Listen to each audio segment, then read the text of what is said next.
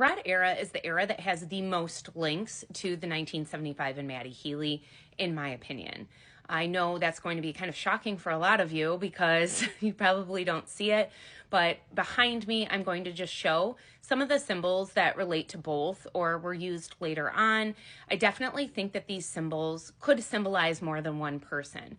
However, after a deep dive into the Red era, I do believe that this story started way earlier than what we think. I've alluded to the fact of Taylor working on the 1975 EPs in some capacity, possibly acting as one of the directors or one of the creative talents under the name possibly James Booth. It's my James theory. Follow along if you're interested. I want to be clear that a lot of these symbols could represent more than one person. I definitely think Taylor had a type, and this type kind of goes hand in hand with many different people. However, some of these symbols paired with the strong lyric ties and the overall kind of innuendoed storyline that I'm finding, I think the Red era, when they were going back and forth, they're all opinions, but I'm very confident in my opinion.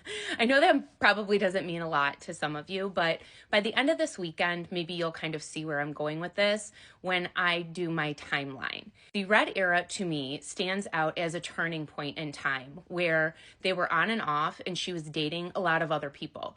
People that were very similar to Maddie Healy, possibly filled a void that she felt he was missing. The psychology that might be kind of paired behind it all is that she picked similar people to Maddie that were a lot older. I think she was hoping to develop those same strong feelings and those same bonds and ties, but hoping that somebody who was a little bit more mature or had more age on them might be able to kind of give her the end game that she was looking for.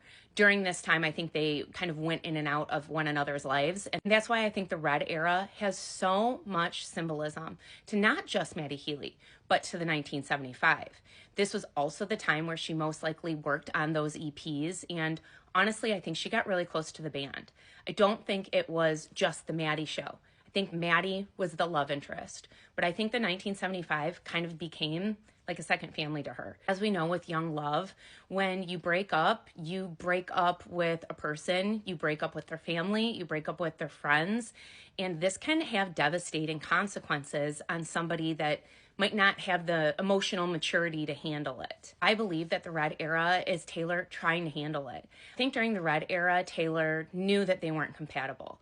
I think she knew that there wasn't a lasting kind of relationship there, and she didn't know how to turn it off in her mind because she was still so young. I honestly think the timeline has been sitting there waiting for us for a very long time, and tomorrow I'm going to give you a little taste of it so you can kind of see where my mind is with all of this. And then next week I'll dive more into a lot of the Easter eggs and symbolism behind it all.